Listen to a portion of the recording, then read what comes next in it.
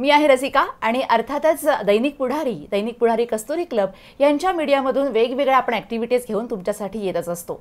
आज आपल्याबरोबर कोण आहेत ते तर मी सांगणार आहे, पण त्याचं कारणही मला सांगायचं आहे। डे बाय डे प्रत्येक क्षेत्रामध्ये वेगवेगळी प्रगती होतीये। अत्याधुनिक तंत्रज्ञान वापरून रोबोटिक सर्जरीज जगभरामध्ये होत आहेत। मग आपला कोल्हापूर यामध्ये कसं मागे राहील?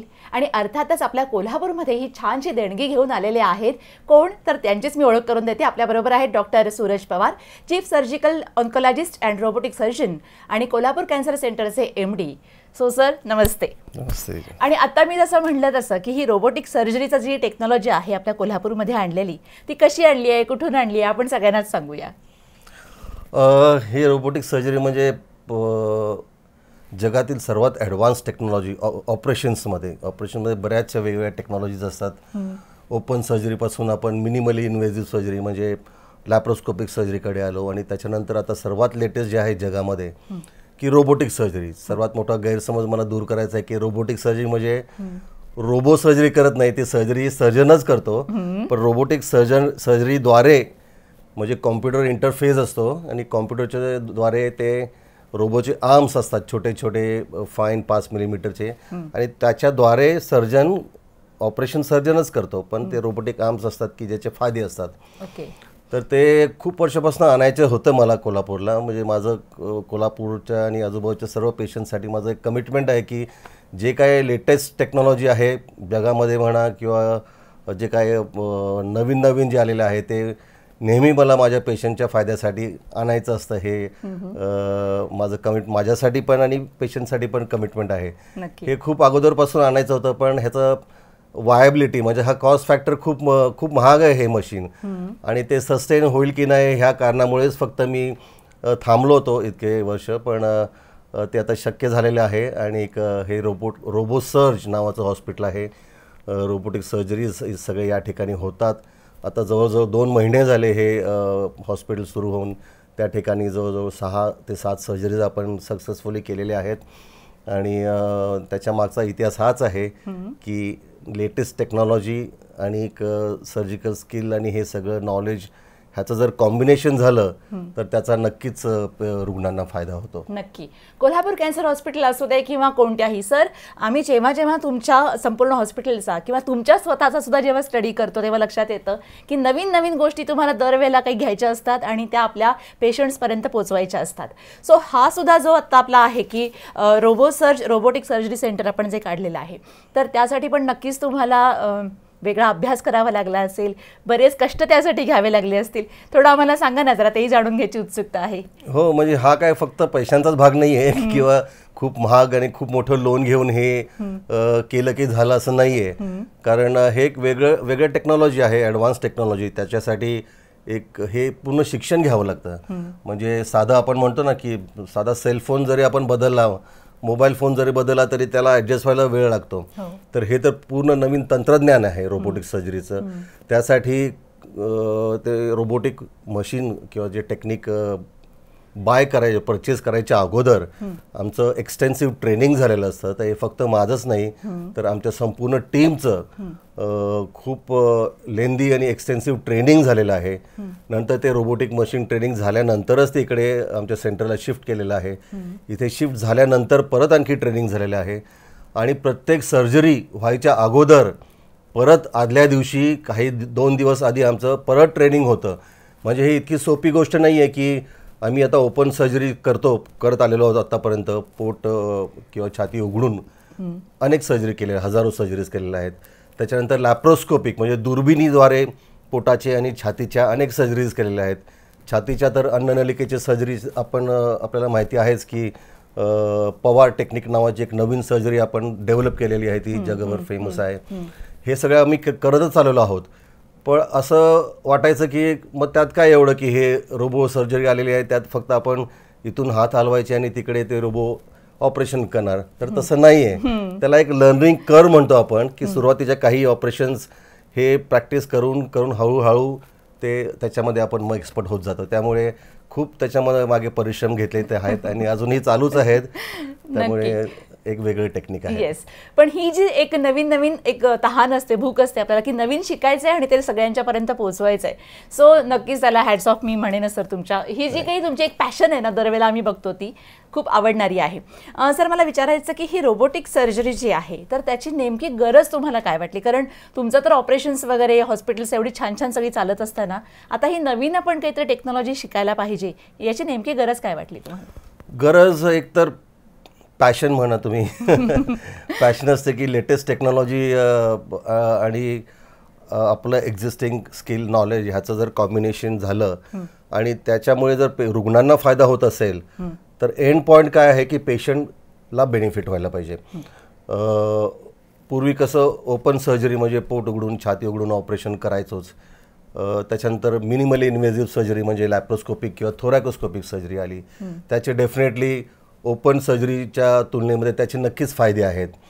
तर ह्याच्यापेक्षा जास्त आणखीन काय फायदे आहेत तर रोबोटिक सर्जरीचे काही बेनिफिट्स आहेत की ज्याच्यामध्ये वेदना कमी होतात, जास्त अचूकपणा येते, त्याचे इन्स्ट्रुमेंट जे आहेत ते इन्स्ट्रुमेंट्स इतके फाईन आणि कसेही वळतात आतमध्ये.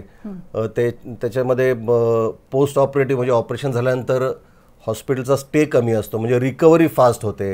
हे असे काही ॲडव्हान्टेजेस जे आहेत की ज्याच्यामुळे पेशंटना आणखीन जास्त फायदा होतो. ब्लड लॉस कमी होतो, म्हणजे ब्लिडिंग होतच नाही जवळजवळ असं तुम्ही समजा की ब्लडलेस सर्जरी. हे असे काही फायदे आहेत आणि हे टेक्नॉलॉजी ॲडव्हान्स लेटेस्ट टेक्नॉलॉजी आहे. त्यामुळे मग अशी म्हटल्याप्रमाणे लेटेस्ट टेक्नॉलॉजी आणि आपलं नॉलेज आणि एक्सपिरियन्स आणि स्किल ह्याच्या कॉम्बिनेशनमुळे रुग्णांना फायदा हा नक्कीच होतो. नक्की. सो ही एक नवीन टेक्नॉलॉजी आपल्यासाठी आणलेली आहे आपल्या सरांनी. सर मला हे विचारायचं आहे, मग आता जर का आपल्याला या सर्जरीचा कोणत्या क्षेत्रामध्ये फायदा होतो किंवा कोणत्या कोणत्या सर्जरीसाठी आपण ही टेक्नॉलॉजी वापरू शकतो, काय सांगूया सर? आता मी कॅन्सर सर्जन असल्यामुळे आतापर्यंत ज्या काही 6-7 ऑपरेशन झालेले आहेत हे सगळे कॅन्सरचेच ऑपरेशन झालेले आहेत. गर्भाशयाचा कॅन्सर, अन्ननलिकेचं कॅन्सर, जठराचं कॅन्सर, असे वेगवेगळे कॅन्सर्स, आम्ही मोठ्या आतडीचा कॅन्सर. पण कॅन्सर सर्जरीच्या व्यतिरिक्त अनेक ऑपरेशन म्हणजे अपेंडिक्सपासून ते हर्निया, पित्ताशयाचे खडे, गॉल स्टोन्स म्हणतो आपण त्याचं ऑपरेशन, परत फंडोप्लायकेशन नावाचं एक ऑपरेशन असतं. लठ्ठपणासाठी जे बेरियाटिक सर्जरी केली जाते ते सुद्धा रोबोटिक सर्जरीद्वारे होऊ शकतं. आतड्यांचे ऑपरेशन, गर्भाशयाच्या पिशवीचे ऑपरेशन, साधे ऑपरेशन म्हणजे कॅन्सर आणि नॉन कॅन्सरचे पण बरेचसे ऑपरेशन्स छातीचे आणि पोटाचे हे रोबोटिक सर्जरीद्वारे केले जाऊ शकतात. त्यामुळे असं नाही आहे की हे फक्त कॅन्सरचेच ऑपरेशन केले जातात. बरेचसे असे सेंटर्स आहेत की ज्याच्यामध्ये कॅन्सरच्या व्यतिरिक्त नॉन कॅन्सरचे ऑपरेशन हे जास्त प्रमाणात केले जातात. त्यामुळे आपलं सेंटर जे आहे रोबोटिक सर्जरी सेंटर, या ठिकाणी आपली जी टीम आहे हे सर्व प्रकारचे ऑपरेशन्स करण्यामध्ये तज्ञ ट्रेन झालेले आहेत. ओके. सर एक बेसिक अगदी विचारूया आपण की सर्वसामान्य पेशंट जो पहिल्यांदा या ऑपरेशनसाठी तुमच्याकडे येणार आहे या प्रकारच्या रोबो सर्जरीसाठी, तर काही बेसिक असे प्रश्न येतात की आत्तापर्यंत डॉक्टरांची जी काही ऑपरेशन्स करायचे आणि आता या पद्धतीनं होणारं हे जे ऑपरेशन आहे तर याच्यानंतर जी काळजी घ्यावी लागते त्याच्यात काही फरक पडतो? फरक असा आहे की मी मगाशी म्हटल्याप्रमाणे रिकव्हरी फास्ट होते.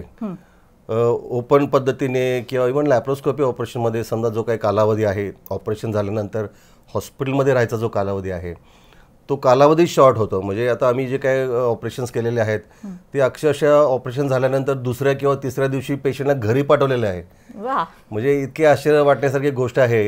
आणि मी खोदून विचारते की तुम्हाला काही वेदना होत आहेत का, पेन होत आहे का, तर टोटली पेन फ्री पेशंट आणि दुसऱ्या किंवा तिसऱ्या दिवशी घरी आम्ही पाठवू शकतो. त्याच्यामध्ये गमतीची अशी गोष्ट आहे की पेशंट घरी जायला तयार नसतो, कारण त्यांना एवढं ऑपरेशन झालंय आणि आम्हाला घरी लगेच पाठवतात, म्हणजे महत्त्व कमी केल्यासारखं वाटतं त्यांना. त्यामुळे ते हॉस्पिटलमध्ये आणखीन 2 दिवस राहायला प्रिफर करतात. ती गोष्ट वेगळी आहे. पण मला सांगायचा मुद्दा असा आहे की ते रिकव्हरी खूप फास्ट होते आणि ऑपरेशन झाल्यानंतर पेशंट इतका फ्रेश राहतो की त्यांना असं वाटतं की ऑपरेशन झाले की नाही असं सुद्धा बऱ्याच वेळेस वाटतं. हे नक्कीच फायदे आहेत. नक्की. सो फायदा तर आहे आणि ऑपरेशन नंतर आपल्याला काळजी फारशी घ्यावी लागत नाही, आपण लवकर घरी जाऊ शकतो, ही एक चांगली गोष्ट आहे. सर, आणखीन एक पुन्हा सर्वसामान्य पेशंटच्या दृष्टीने येणारा प्रश्न तो म्हणजे की खर्च. म्हणजे आतापर्यंत आम्ही ऑपरेशनसाठी जो काही खर्च करायचो तो, आणि आता ही रोबोटिक सर्जरी आम्ही जर केली तर काही खर्चामध्ये फरक पडतोय का? नक्कीच फरक आहे, कारण हे टेक्नॉलॉजी खूप ॲडव्हान्स्ड आहे. ह्याचं रोबोटिक सर्जरीचं जे इक्विपमेंट आहे हे खूप कॉस्टली आहे आणि त्याचं रिकरंट कॉस्ट आहे. म्हणजे परत परत जे काय आपण ते इन्स्ट्रुमेंट्स वापरतो हे यूज अँड थ्रो आहेत, म्हणजे डिस्पोजेबल इन्स्ट्रुमेंट्स आहेत. इतर जसे ऑपरेशनमध्ये आम्ही जे इन्स्ट्रुमेंट वापरतो परत स्टराईल करून निर्जंतुक करून परत आपण वापरू शकतो, तसं ह्याच्यामध्ये नाही आहे. त्यामुळे कॉस्ट फॅक्टर हा नक्कीच जास्त आहे. हेच एक कारण आहे की हे कमी सेंटर्स आहेत पूर्ण. आपलं जे सेंटर आहे कोल्हापूरमधलं हे भारतातलं 6वं सेंटर आहे आणि पुण्यापासून ते बँगलोरपर्यंत हे एकमेव सेंटर आहे आपलं रोबोटिक सर्जरी सेंटर कोल्हापूरमधलं. की त्याला कारण असं आहे की हे कॉस्ट इफेक्टिव्ह, म्हणजे त्याला आपण वायबिलिटी म्हणतो की जेवढं मोठं इन्व्हेस्टमेंट आहे तर त्याचे रिटर्न्स त्या प्रमाणात नसतात. तर आपण सुद्धा हे बरंच डेअरिंग करून हे युनिट सुरू केलेलं आहे, कारण आपल्या रुग्णांना त्याचा फायदा मिळावा. तर हे नक्कीच रुटीन ऑपरेशनपेक्षा थोडंसं महाग आहे, पण कोल्हापूरमध्ये आम्ही आमचा नक्कीच असा प्रयत्न राहिलेला आहे की इतर मेजर सिटीज ज्या आहेत त्यांच्या तुलनेत आपलं कॉस्ट खूपच कमी आहे. पण रुटीन ऑपरेशन जे आहेत की त्या ओपन पद्धतीने किंवा लॅप्रोस्कोपिक त्याच्यापेक्षा थोडासा हा कॉस्ट जास्त राहणारच आहे. नक्की. पण खूप आनंदाची आणि अभिमानाची गोष्ट आहे की संपूर्ण भारतामध्ये 6 सेंटर्समधलं आपलं एक सेंटर आहे आणि ते धाडस आपण म्हणूया सरांनी केलेलं आहे. आणि अर्थातच त्याला पाठबळ आपण सगळ्यांनी द्यायचं आहे, कारण जेव्हा चांगली गोष्ट होते तेव्हा सगळ्यांचं पाठबळ खूप गरजेचं असतं, अगदी आपलं सुद्धा. ओके, मला सर आणखीन एक विचारायचं आहे. जेव्हा आपण एखादी नवीन कुठलीही गोष्ट आणतो तेव्हा पटकन त्याचं अगदी मोकळेपणानं स्वागत होत नाही. काही वेळेला होतं, पण त्याच्यामध्ये थोडीशी भीती पण असते. हां, तर असे जे आता काही पेशंट्स असतील की ज्यांच्या मनामध्ये थोडीशी भीती असेल की नाही बाबा मला डॉक्टरांचा हात लागल्यावरच बरं वाटतं त्या रोबोटिक सर्जरीपेक्षा, सो हे जे काही भीती असेल, गैरसमज असतील, त्यांना तुम्ही काय सांगाल सर आता? तर ह्या सगळ्या गोष्टी नवीन टेक्नॉलॉजी ते पटकन ॲक्सेप्ट होत नाहीत, तुम्ही म्हणता ते बरोबर आहे. तर त्यासाठी रुग्णांचं आणि त्याच्यापेक्षा महत्त्वाची गोष्ट म्हणजे रुग्णांच्या नातेवाईकांचं हे काउन्सिलिंग करणं खूप महत्त्वाचं आहे. तर रोबोसर्ज जे हॉस्पिटल आहे त्या ठिकाणी 2 सेपरेट काउन्सिलर्स आम्ही नेमलेले आहेत की त्यांना हे सगळं एक्सप्लेन करणं, समजावून सांगणं हे खूप महत्त्वाचं आहे. कारण नवीन टेक्नॉलॉजी असते आणि त्यांचा असा समज असतो की हे रोबोचं ऑपरेशन करणार आणि डॉक्टर काय करणारच नाही, ऑटोमॅटिक ते मशीनच करणार. आणि अशा प्रकारे ते थोडेसे कन्फ्युजन असतं त्यांच्या डोक्यामध्ये. तर हे ऑपरेशन मीच करणार आहे किंवा तो सर्जनच ऑपरेशन करणार आहे. फक्त त्याच्यामध्ये काय असतं की मी इथे बसून कॉम्प्युटर समोर, ते कन्सोल म्हणतो आम्ही, त्याच्यासमोर बसून माझे बोटं जे आहेत कंट्रोलमध्ये घालणार मी, आणि मी इथे बोटं जसे हलवणार तसे तिकडे ते रोबोचे जे फाईन 5 मिलीमीटरचे जे बोटं असतात इन्स्ट्रुमेंट ते पोटात घातले असतात ते तसे हलतात. आता माझ्या हाताला मर्यादा आहेत, म्हणजे माझा हात जो आहे हा किती 260-270 डिग्री रोटेट होऊ शकतो, पण ते रोबोचा जो आतला जो हात आहे तो 720 डिग्री रोटेट होऊ शकतो. अरे वा. आणि कुठल्याही अँगलमध्ये कसाही तो आतमध्ये फिरू शकतो. आता हे माझं बोट एवढं जाड आहे, पण ते रोबोचं जे आहे बोट ते 5 मिलीमीटर एवढं बारीक आहे. त्यामुळे हाताला माझ्या ज्या मर्यादा आहेत तर त्या रोबोच्या बोटांना किंवा हाताला इन्स्ट्रुमेंटना मर्यादा नाही आहेत, पण ते कंट्रोल मी इथे करणार. आणि माझ्या समोर जे स्क्रीन आहे त्याच्यामध्ये आतली इमेज जी आहे, जे चित्र आहे ते 40 पट मोठं दिसतं. आणि ते मी 3D गॉगल घातलं तर मला ते 3D इमेज दिसते आतमध्ये. त्यामुळे मी जेव्हा ऑपरेशन करतो तेव्हा मला असं वाटतं की मी आतमध्येच, पोटाच्या आतमध्ये जाऊन तिथे बसून ऑपरेशन करतोय. क्या बात आहे. त्यामुळे ते जास्त अचूक आणि खूप फाईन ठिकाणी जाऊन, ज्या ठिकाणी माझे बोटं किंवा माझं विजन डोळ्याने जे दिसते ते पोचू शकत नाही, त्याच्यापेक्षा कितीतरी पटीने चांगलं ऑपरेशन मी इथे कंट्रोल करून ते करू शकतो. तर ह्या सगळ्या ज्या गोष्टी आहेत, पेशंटचे जे गैरसमज आहेत, हे सगळे काउन्सिलर, मी तर सांगतोच, पण काउन्सिलर्स जे आहेत आमचे, हे सगळं अगोदर त्यांना सांगितलं जातं. आणि हे सगळं जी पारदर्शकता जी ठेवावी लागते ही खूप महत्त्वाची असते, कारण पेशंट आणि नातेवाईकांचा कॉन्फिडन्स घेतल्याशिवाय आपण ह्या गोष्टी करू शकत नाही. नक्की. खूप छान ना. म्हणजे नवीन नवीन टेक्नॉलॉजी नेमकी काय काम करते आणि त्याच्या पाठीमागे डॉक्टरांचा व्ह्यू काय आहे ते सुद्धा आपण नक्की लक्षात घ्यायला पाहिजे आणि नवीन गोष्टी आपण पण अडॉप्ट केल्याच पाहिजेत.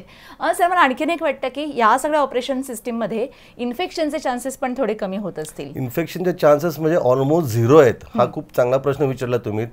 कारण आधीचे जे ऑपरेशन व्हायचे की ओपन सर्जरी म्हणा, त्याच्यामध्ये इन्फेक्शनचा हा खूप मोठा फॅक्टर असायचा. पूर्वीच्या काळात तर इन्फेक्शनमुळे पेशंट्सचे डेथ व्हायचे. पण आता हे रोबोटिक सर्जरी किंवा लॅप्रोस्कोपिक सर्जरी, त्यातल्या त्यात रोबोटिक सर्जरीचे आणखीन फाईन इन्स्ट्रुमेंट असतात की त्याच्यामध्ये इन्फेक्शन रेट म्हणजे हा जवळजवळ 0 असं म्हणायला हरकत नाही. कारण त्याचे स्टरिलिटी प्रिकॉशन्स एवढे जास्त प्रमाणात घेतलेले असतात. आणि ते इन्स्ट्रुमेंट जे आहे ते आम्ही जे वापरतो हे डिस्पोजेबल आहेत. म्हणजे प्रत्येक ऑपरेशनला हे नवीन स्टराईल इन्स्ट्रुमेंट वापरलं जातं. ते ऑपरेशन झालं की ते इन्स्ट्रुमेंट डिस्पोज केलं जातं. त्यामुळे इन्फेक्शन व्हायचा प्रश्नच येत नाही. आत्तापर्यंत आमचे जे काही ऑपरेशन झालेत एकाही पेशंटला कशाही प्रकारचं इन्फेक्शन झालेलं नाही आहे. त्यामुळे इन्फेक्शन न होणे हा एक सर्वात महत्त्वाचा ॲडव्हान्टेज ह्या प्रकारच्या रोबोटिक सर्जरीमध्ये आहे. येस, म्हणजे अचूक होतं, वेळ कमी लागतो आणि सगळ्यात महत्त्वाचं म्हणजे इन्फेक्शनचे चान्सेस कमी. खूप सारे फायदे आहेत खरं तर रोबोटिक सर्जरीचे.